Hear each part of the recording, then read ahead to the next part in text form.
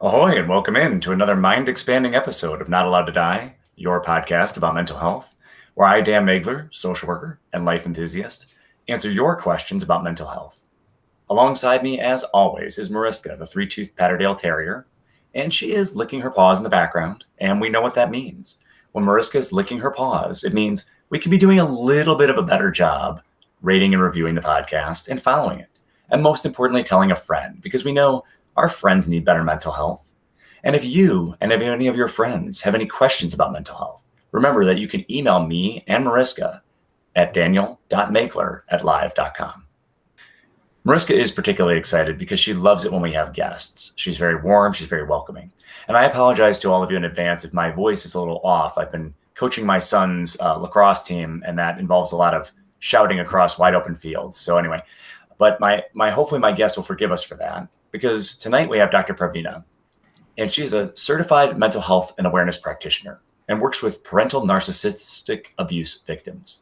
She's created a framework known as the Narcissistic Victim Empowerment Technique, NVET, to help victims find the freedom from manipulating and controlling thoughts of toxic parenting. She also sits on the board of the Malaysian Mental Health Association. So we are so excited to have you. And I'm wondering if you could tell us a little bit about your journey and how you came to working in this very interesting field. Hello, thank you so much, Daniel, for having me here. So, the question is my journey. Mm-hmm. I would like to start with in my childhood days, I was brought up by, I just realized 3 decades later that I was brought up by narcissistic parents. To begin with, I'm an adopted child, one that I got to know at a very young age, somehow or other figured it out. And it was covered up with the little lies here and there. The thing with growing up with narcissistic parents is you can never know that it was a normal environment until at one point of a time where there's something that triggers an event that triggers you. So how was my childhood? I was brought up to appreciate parents for whatever they do, whatever they say. You're not supposed to go against them or answer them, not even go against, just saying a word or two against them is also a big sin. The word Mm. sin and grateful is always used interchangeably to evoke that certain emotions of guilt, mainly guilt, a lot of shame, and also fear. There's so much of fear in it, by means of something unknown. If you do this, the sin will accumulate. If you do this, God is watching. If you do this, that kind of the fear of unknown has always been instilled. Mm. And in order for me to, also another one more thing is to grow up being not good enough. So whatever that I do, whatever that I achieve, whatever that I try to prove myself worthy of has never been appreciated. Not that I needed something to or not that I expected something in return. It's just that the word of encouragement, motivation, acknowledgement has never been there. So Mm. naturally, my defense mechanism was to try to prove them that I'm worthy enough, that I'm a good daughter. So I would like to use this term as like the best daughter in the world. So this is what I had in my young days. At that age, I always thought that I should be the best daughter in the world.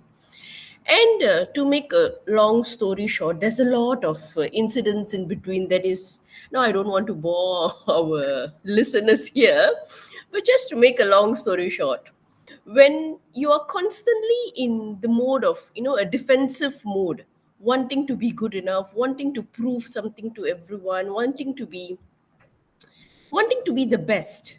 And I Mm. don't know at that time what is the term best. Being best could be in many other ways. You see, you can be the best child, the best attitude. For me, being best is being a people pleaser, being a parent pleaser, not a people pleaser, but a parent pleaser. So I did everything that I could to please my parents. And that, in my definition, was the best daughter in the world. And when you have narcissistic parents who are demanding and their demand constantly grows, life takes a toll on you. It Mhm. gets really, really, really tiring. It gets really, there's a lot of unexplained fatigue here. You wake up every day wondering, what is going to happen today? Every day you wake up, you wonder, is there going to be a fight today? Am I supposed to say to not trigger a fight? Am I supposed to behave a certain way? Act a certain way. So there's a lot of uncertainties every day, day to day. You have to battle this, and at one point of a time, you get really, really tired. And this was when I was a young adult, and things constantly kept on being the same. There was no changes in my life. In fact, it was much more burdening in that sense. I became the sole breadwinner of the family after my father lost his contract and things. And the demands were growing. I was working. I was also continuing my studies at the same time, supporting the family at the same time. Demands were growing. So I had multiple jobs at hand, and multiple demands to meet. And yet every day you wake up with taunting, with shouts and vulgarity and abusive words, and it takes a toll on your mental health. At Hmm. one point of a time, there was an incident in my life where I really thought of committing suicide, and I actually attempted it. It just didn't work out. It was not a miracle of the time. I just wanted to, crash on towards the truck in front of me, but my sedan ran out of fuel. Well, I'm glad it did, by the way. So continue on.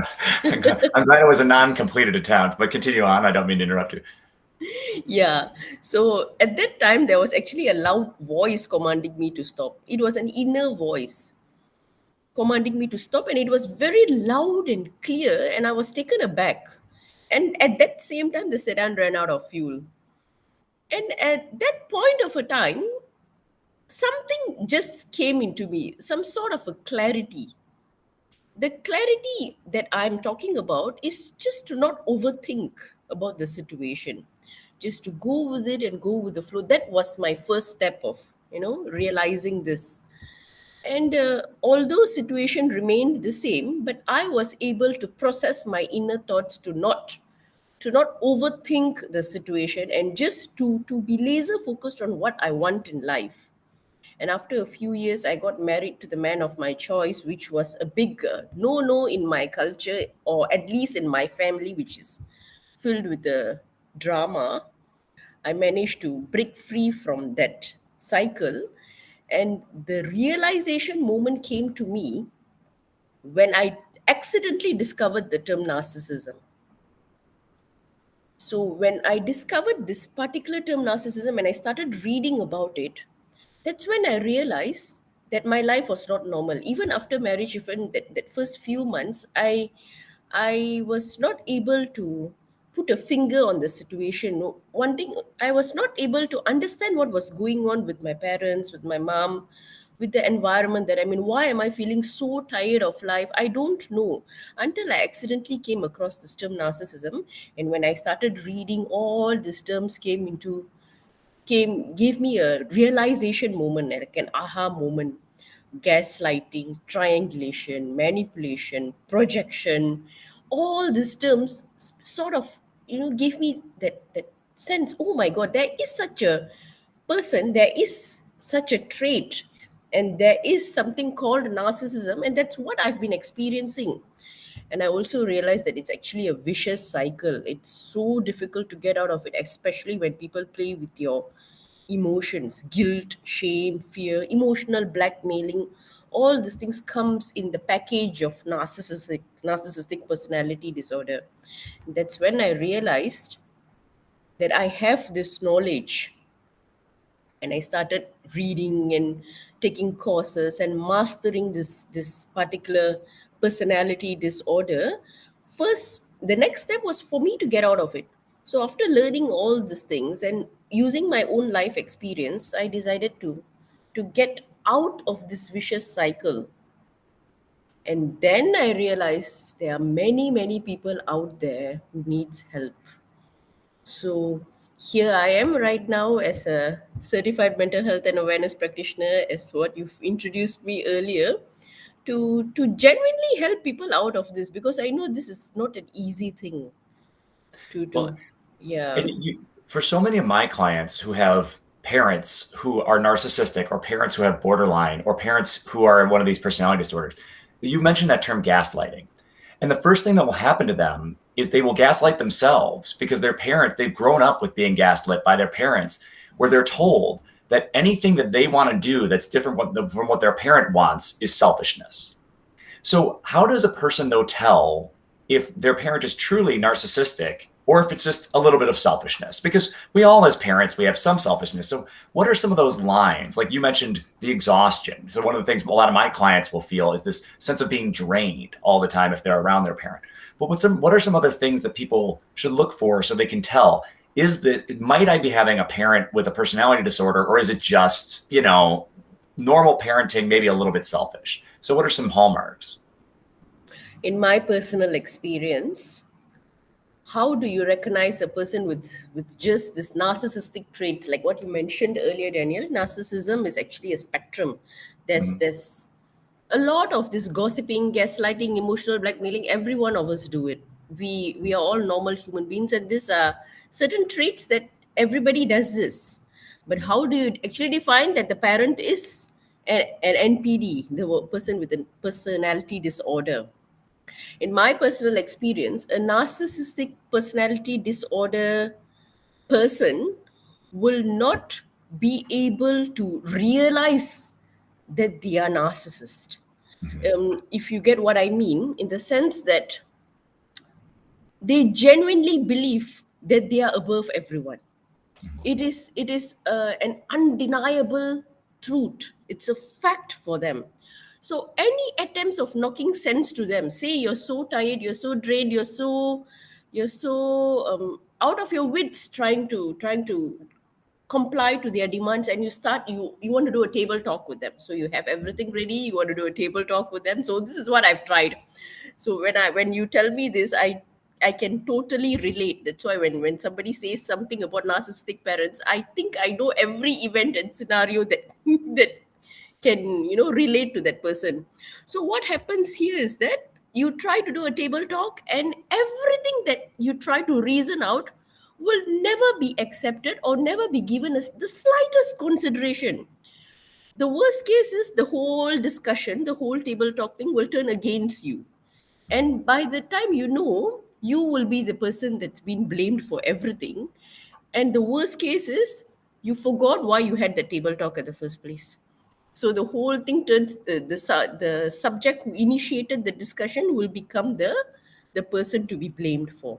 So this narcissist is a very cunning. Unconsciously, they are very cunning people where they can actually turn and twist every sentence of yours to go against you. Mhm. So, a person with NPD, in my personal experience, is they do not realize that they are narcissists. They Right. truly believe that they are above everyone and everything.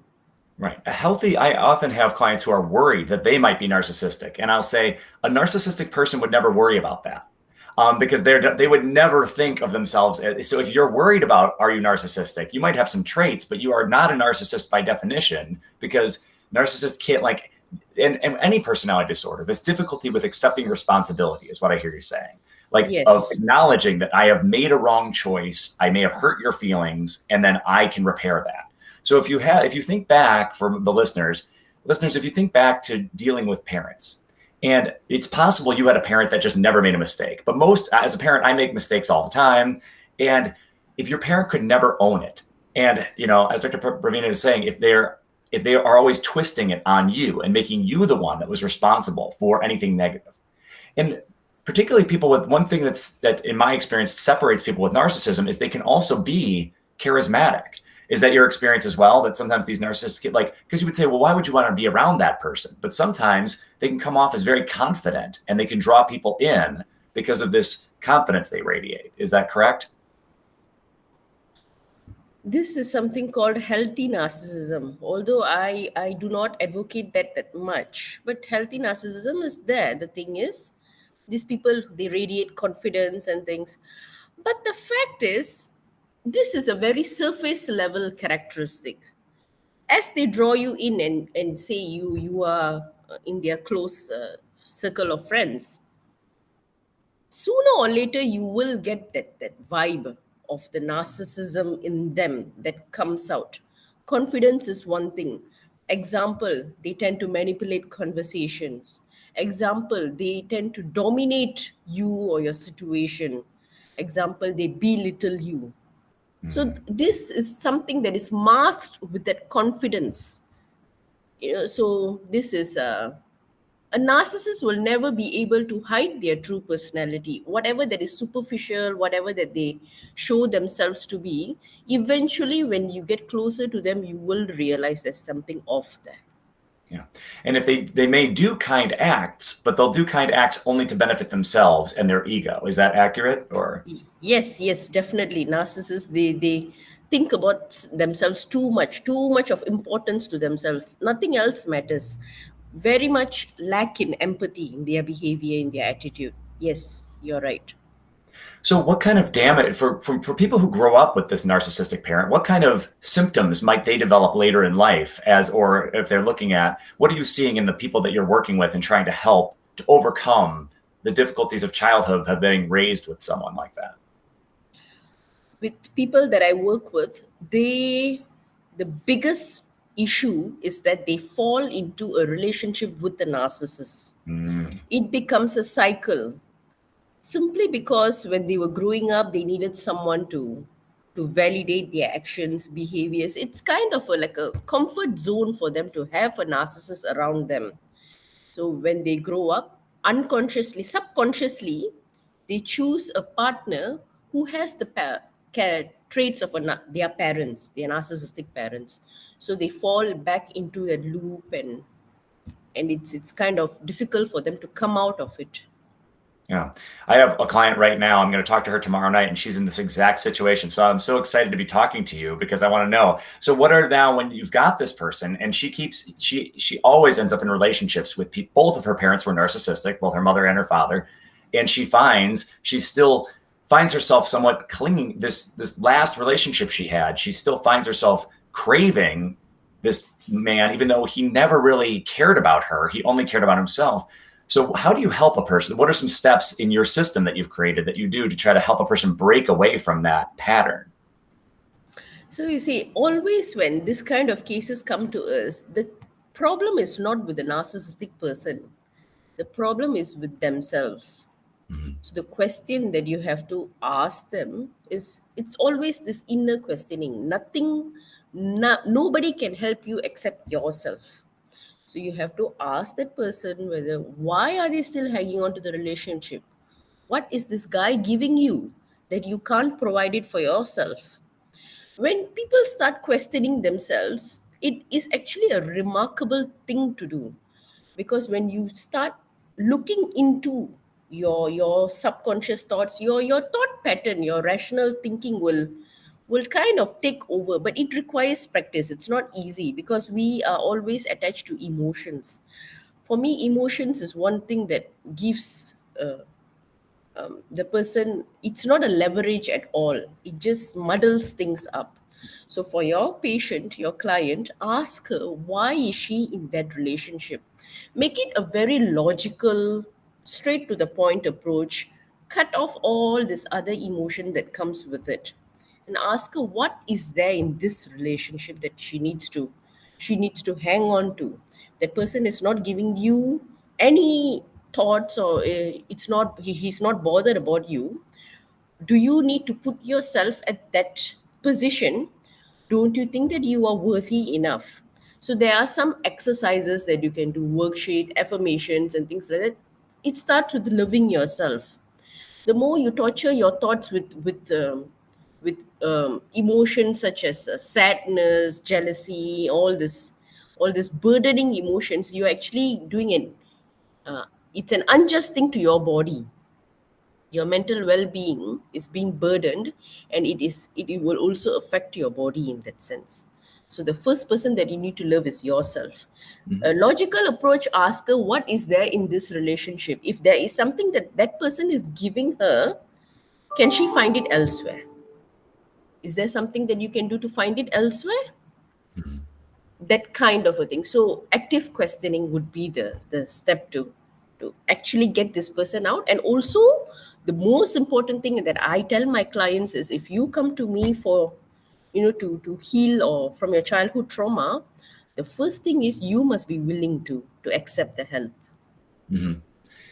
Now, what about the challenge, though, of accepting healthy love? Because for this client and for other clients that I've worked with, and even for yourself in your own experience, was it challenging for you because you had this model growing up of love being toxic, it always being combined with it. So for some of my clients, they almost feel like when healthy love comes their way, they feel either not worthy of it, or they feel like they find themselves pushing it away or self sabotaging it because they're afraid that they're not enough. So how do you help clients, or even for yourself? Was that a challenge for you in any way when you met your husband and whatnot and found this person who was just trying to love you in a healthier way? So there are two scenarios here. It's either you crave for that healthy love and you grab it quickly. Another one more challenge is to always question, this thing seems to be too good to be true.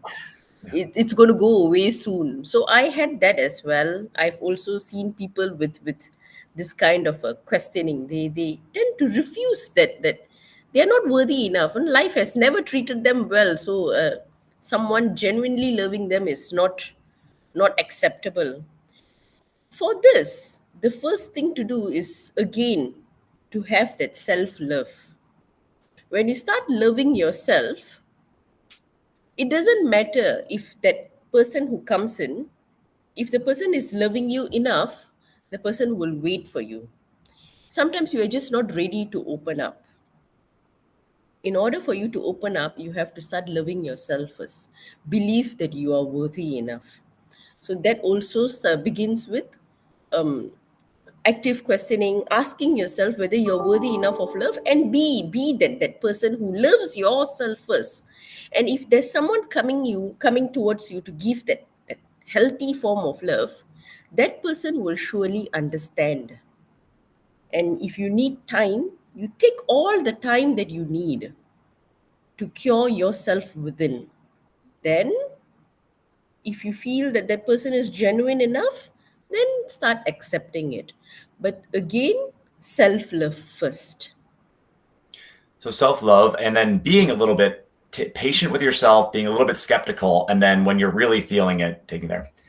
How about Yes. another challenge that a lot of my clients who have narcissistic parents have is with what boundaries, maintaining boundaries with these parents. If they're, and in your experience with narcissistic parents, do people often have to just cut them off completely? Because some of my clients have had to cut their parents off completely, and others still maintain a relationship, but they have to do a lot of preparation work before every time they see them or do other things like that. So do you have any tips for people who are now adults and they're no longer living with those parents, but how to navigate a relationship with a narcissistic parent in your adulthood?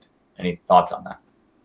So there are again two ways, like what you've mentioned, completely cutting cords with them, or to maintain a platonic relationship, a very neutral relationship.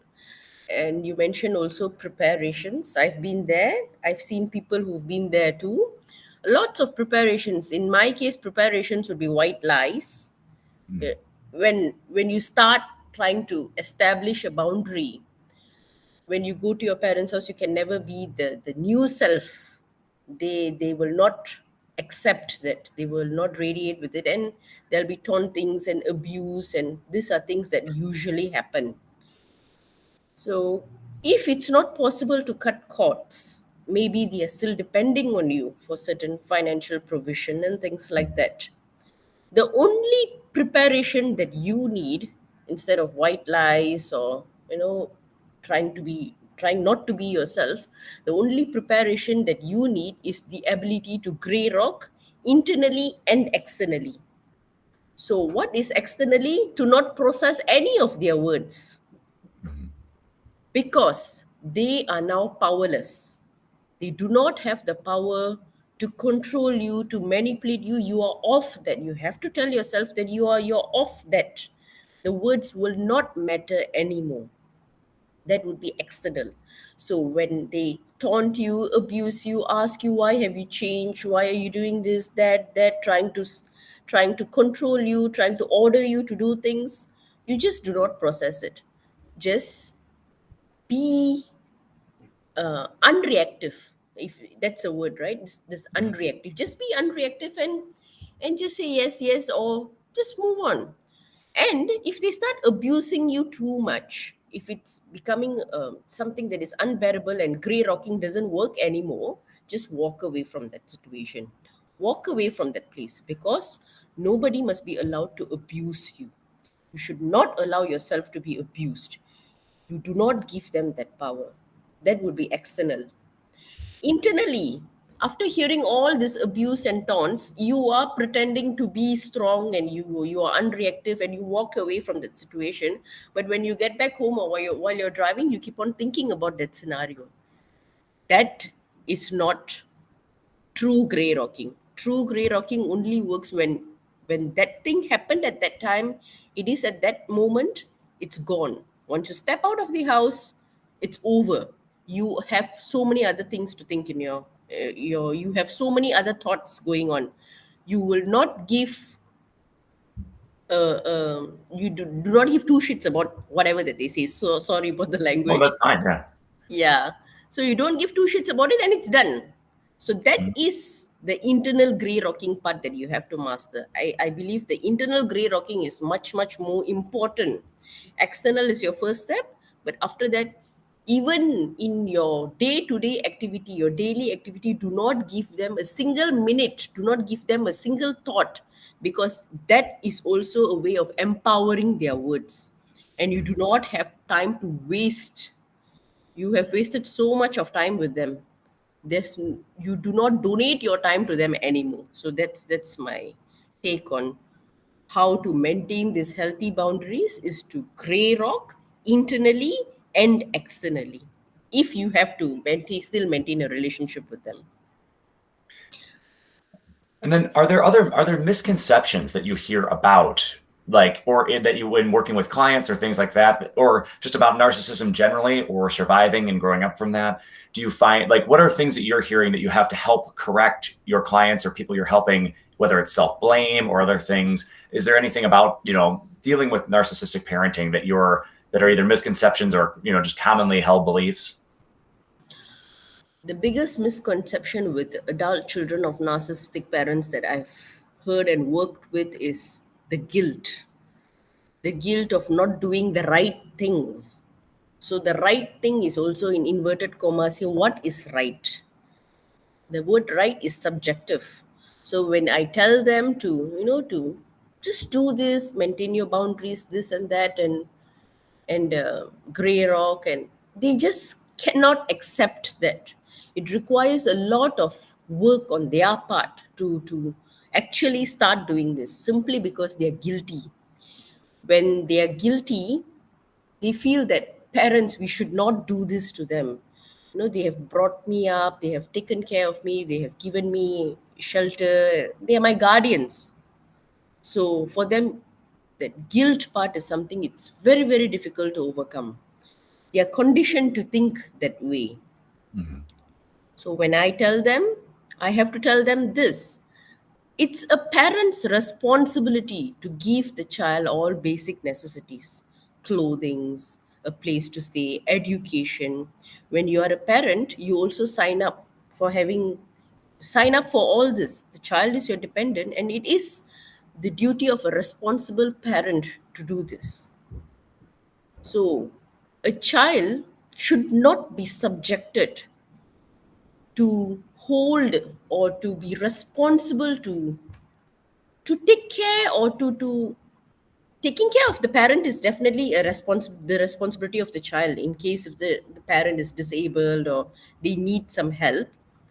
But to carry that burden of being grateful every step of their life is not the duty of a child.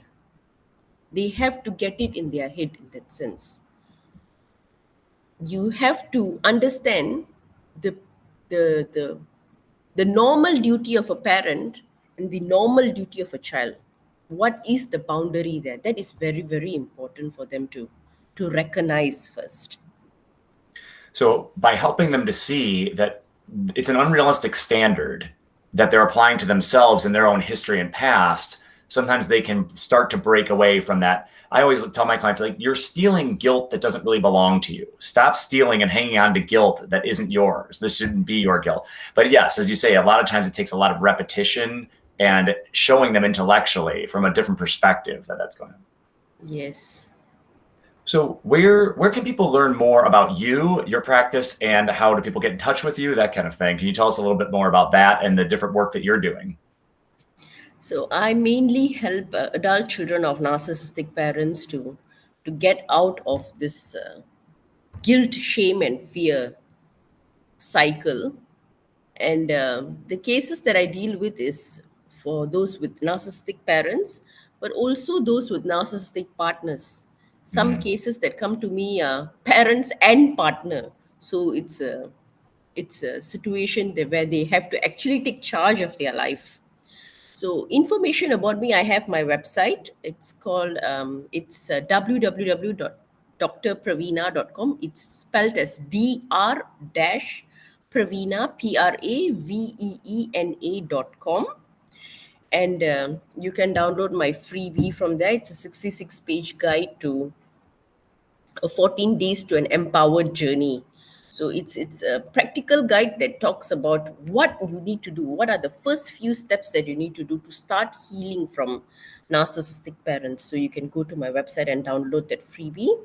And if you're ready, I always emphasize this, Daniel, only if you're ready to take charge of your life, only if you want to make that change happen, then book a call with me. It's a 30 minutes transformation session. Let me listen to your issues and see how we can work together, because I'm very, very selective about the clients that I work with. I've done a lot of this pro bono work, Daniel. There's this in my journey of this dealing with adult children of narcissistic parents.